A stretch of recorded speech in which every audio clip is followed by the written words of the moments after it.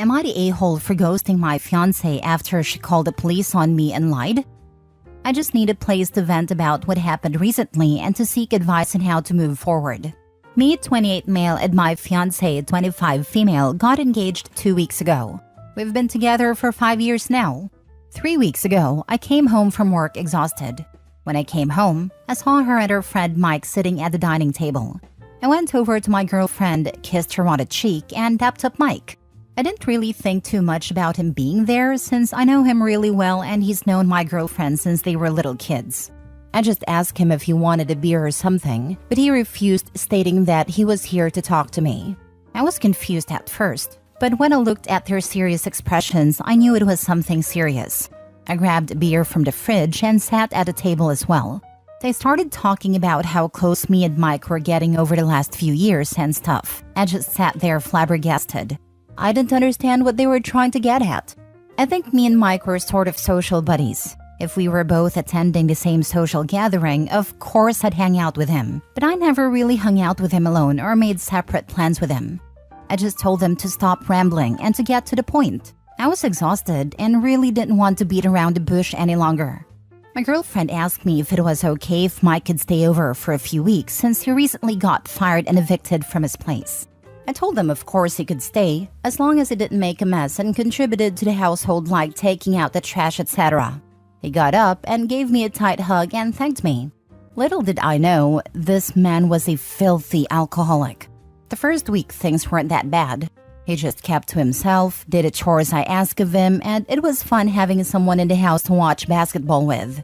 After that first week, things took a massive turn. I started seeing empty beer cans everywhere, his dirty socks stuffed into our couch and stuff. I confronted him about it, but he just apologized and told me it won't happen again. I told my fiancée, but she told me to cut him some slack, since he was going through a tough time and he would get better. It only got worse. I started seeing dried up vomit in our toilet seat, and that's when I suspected he was an alcoholic. I started seeing empty bottles of rum, whiskey, and vodka everywhere. I kept mentioning it to him, but he always gave the same response as before. My fiancé couldn't care less either, and that ticked me off even more. 5 days ago, I came home from work and my apartment reeked of alcohol. I just lost it. I stormed up to the guest room and found him drinking beer on the bed. I just went off on him. My girlfriend came over and tried to calm it down, but I didn't budge. I told him he has 2 days to clean my apartment and to get out.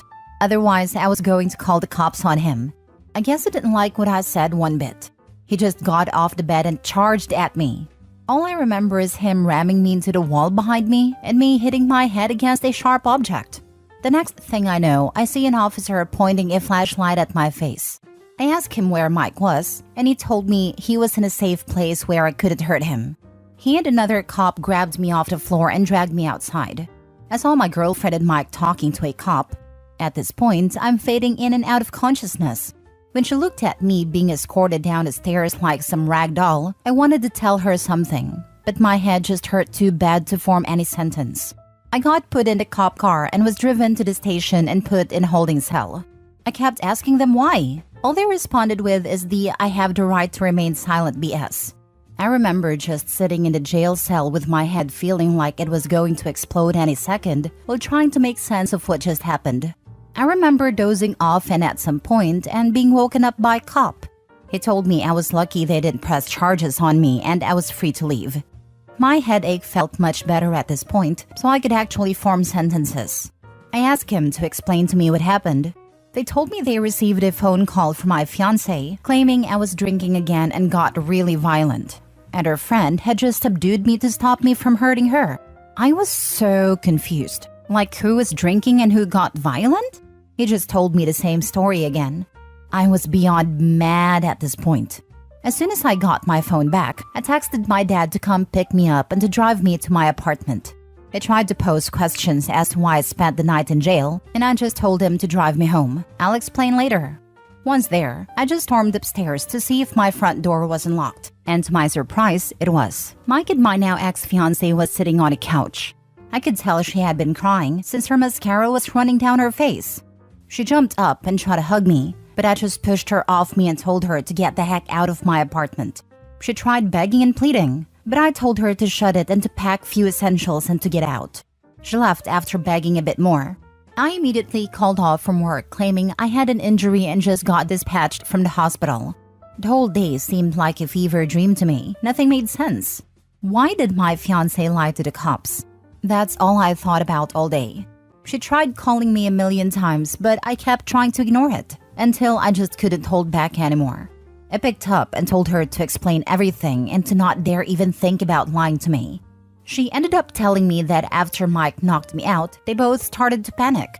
She was scared of calling the cops on Mike since he was already on probation, and this would probably end up destroying his life. She told me in the heat of the moment, she made a stupid decision to claim that I tried to attack her and Mike protected her and accidentally knocked me out. Her reasoning is that I could afford it, since I didn't have a criminal record, and Mike did. I didn't want to hear anymore and just hung up. She texted me all kinds of apologies and tried to call many more times, but I was done. After I started randomly throwing up, I went to the hospital the day after and found out I had a concussion and would be forced to stay home for the next month. I'm beyond hurt by this. Why would she choose her friend over me? Why did she try and ruin my life to try and save her friend?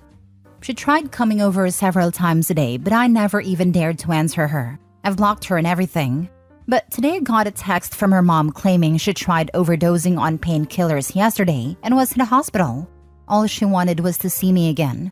This has made me sort of regret ignoring her. I haven't responded to her mom or anyone for a fact.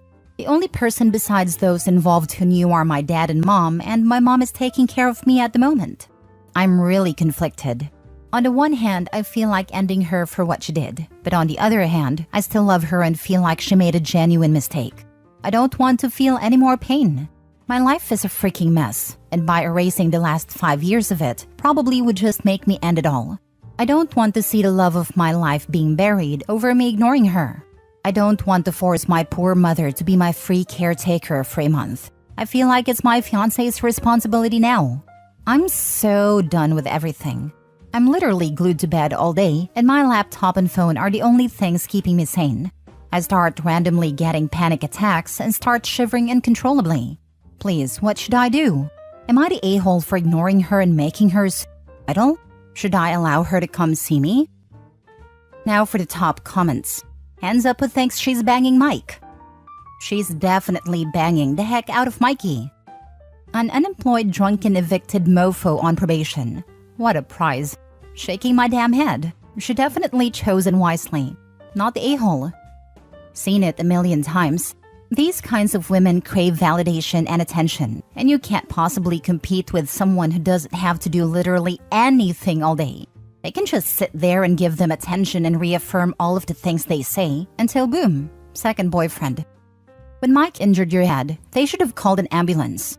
By delaying your medical care and then delaying it further by lying to the cops and sending you to jail, they could have ended your life. And your month-long bed rest could be a result of you not getting immediate medical care. Head injuries are no joke. I would be getting her to admit everything via text and then pressing charges. Also, if you were arrested, there's now an arrest record for you. Not the a-hole. She's messed in the head and also probably banging Mike. You got lucky and dodged a bullet. She picked Mike over you. If you believe that she is truly suicidal, then you should call the authorities to where she is. Be careful. You now have a paper trail that you beat her. So if you let her come over, she can play the same card and you will go to jail. Doubtful she's really suicidal. Most likely she took some pills, but much less than a fatal dose in order to use her suicide to manipulate Opie. It's a cry for attention. If she tries to blackmail Opie with self-harm, he needs to call Adult Protective Services. No. Opie can just continue with no contact and there will be no way to hear if she's thinking of suicide or not. Plus, block her family too. If she's living with them or in touch with them, they are the ones to call police for wellness check. If she is/pretends to be suicidal, he should just stay away from her. Next story. Am I the a-hole for being happy I won't be a father? I, 24 male, casually dated a girl, 23 female for like 5 months, and even though she was on birth control, she ended up pregnant. Now, I have no desire to be a father, so I asked her to terminate the pregnancy. and told her if she did not, I would not be around during the pregnancy and would want to do a DNA test after the birth before I would contribute anything at all. Well, she decided to keep the baby for some reason, even though neither of us were in the financial position to take care of it anyway. I was very annoyed with this and broke off contact. At 4th month, she had a miscarriage. I was informed about it by her friend and was told she was heartbroken. Now, I have empathy for the physical pain she has to go through, but the result was very beneficial to me. And honestly, I was quite happy I no longer had to become a father. Me and my buddies went out drinking to celebrate, did some toast to the fact I would not have to be a father, and basically word got around that we had done that, which eventually reached my ex and her friends. Now she and her friends have been harassing me and my friends for being happy about her miscarriage. However, as I see it, we did not specifically celebrate her miscarriage, but the fact that I was not gonna be forced to be a father. And I feel like it's something that has nothing to do with her really. So Reddit, am I the a-hole? You get 2 judgments from me. Not the a-hole for being happy about the fact that you're not going to be a father. You weren't ready for the responsibility, didn't want the responsibility, and weren't in a financial position to become a father. But you're the a-hole for how you went about showing that happiness. Now, if you were to have celebrated at home and took a shot with your friend, here's to not being a dad, that would have been okay. But the fact is that you went out in public and toasted to the fact that this girl is dealing with a miscarriage. And that, my friend, is just in really poor taste. This is the fair assessment here. You're not the a-hole for being excited you aren't a father. You're the a-hole for celebrating how you did. Next time, don't celebrate the messed up thing that caused it to happen. Just celebrate that you aren't a father. Hopefully there isn't a next time, and if you get somebody pregnant again, you'll be ready for it next time. Also, just for the record, there are a ton of contraceptives outside of birth control. It's not just on the woman to use contraceptives if you don't want kids. Lol. You have to take an equal part in that. I always tell my brothers the same thing. They throw out the, but it doesn't feel the same if you use a rubber. But here's the thing, like I said, there are options for both women and men. And at the end of the day, do you want it to feel right and risk popping out a kid you aren't ready for? Or are you going to suck it up and further prevent a kid from coming into the world? Food for thought. Anyway, have a good day, OP. And please, if you get the chance to legitimately apologize, you should. If you don't want to be a father, then get a vasectomy or wear rubbers. You need to become responsible for your own birth control, sir. He is 100% responsible for where his seeds ends up. When he chooses the climax inside of a woman, he has chosen pregnancy. Even if she is on hormonal BC, has an IUD or anything else, he is choosing to risk pregnancy and deserves 100% of the consequences. If he does not want to risk pregnancy, he should get a vasectomy and or use rubbers. Yeah, it's completely irrelevant if their partner has an IUD or busy pills or whatever. If men don't want to risk pregnancy, they should always be wearing protection, 100% of the time. Last story. Am I the a-hole for using hall passes my wife gave me? Okay, I am in a tough situation right now. My wife had a 6-month affair in the 7th year of our marriage and got caught. It was a shocking and devastating thing, obviously. She offered me 1 hall pass for each month of her affair.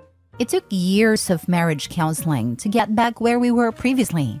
I used the hall passes my wife gave me at the beginning of the reconciliation. I slept 3 times each with 2 different women without my wife knowing. When she gave me the passes, she put several rules. 1. She should not know the use of hall pass unless she asks. 2. I should answer her questions honestly and in detail if she asks. 3. Protection is a must. 4. No emotional connection. I obeyed all these rules, and I'm going to be very honest here. It helped me subside the resentment I had towards her. That is just how getting even feels, I guess. Not that it's a great thing, but it's a fact. It has been 5 years since everything, and we were doing great. Last week, she decided to ask me about the hall passes out of nowhere. I was honest with her as she asked. I answered every question she asked. Maybe I shouldn't have been honest thinking now. She does not even look me in the eyes now and in a depressive state. I know this calls for another marriage counseling for us and maybe individual counseling too. I did not even remember the hall passes and women before she asked, but I feel like crap now. Was I the a-hole? Now for the comments. She cheated so you felt like crap. She felt crap and said something that would resolve her guilt and would make you feel like you got one back on her. You have gone and had a good bang, and she now feels horrible, like how you felt. So two people feel crap now. Surprise, surprise. Why am I laughing? She got what she gave you. I mean, she didn't even. He slept with two people with her permission and all within the rules she set out. She cheated on him for 6 entire months. Yeah, I was going to say, she cheated fully, emotionally and physically, and much more than 6 times. Letting him sleep with different people 6 times isn't even close to getting even. If he wanted that, he should have had a full-blown 6-month affair. What would that have even accomplished? If he wanted to get even, he should have divorced her. Marriage isn't something you keep score in for the behavior. Not the a-hole. This is why you don't ask questions you don't want answers to. Up until now, the whole passes were hypothetical. If things improved to the point of being great between the two of you, she might have had hoped that you never used them. But she asked, and you were honest. She can no longer pretend you haven't been with someone else. These are the consequences of her actions. She needs to come to terms with the fact that she started this. She cheated. She offered you whole passes. She could have walked away years ago after cheating. She chose to stay. I guarantee you, she wasn't thinking it would hurt this much when she made the offer. She was probably desperate and willing to do anything to get you to stay. I know you were not asking for advice, but I highly suggest you book the couples therapy ASAP. This isn't a typical case of cheating. You are both adults that came to an agreement. How you navigate your relationship going forward is up to the both of you. She didn't think he would use them. They were the empty words of a cheater. Yep, manipulative cheater doing what they do best, then getting upset over it. He still has no idea how much he cheated. Catching your partner once doesn't mean they cheated once. Doesn't mean they stopped cheating either. I love the no emotional connection rule when she had a 7-month affair. She's just an all-around terrible person. Yep, you can't have an actual relationship that would be unfair to me. You're a totally faithful wife who would never do that. Honestly, I'd actually be angry as hell at her reaction. Why are you upset? Did you give me these whole passes believing I'd never use them? Were they a tactic to manipulate me back into this marriage? Did you never care for my feelings or the damage you did, and this was just another lie you made to get what you wanted?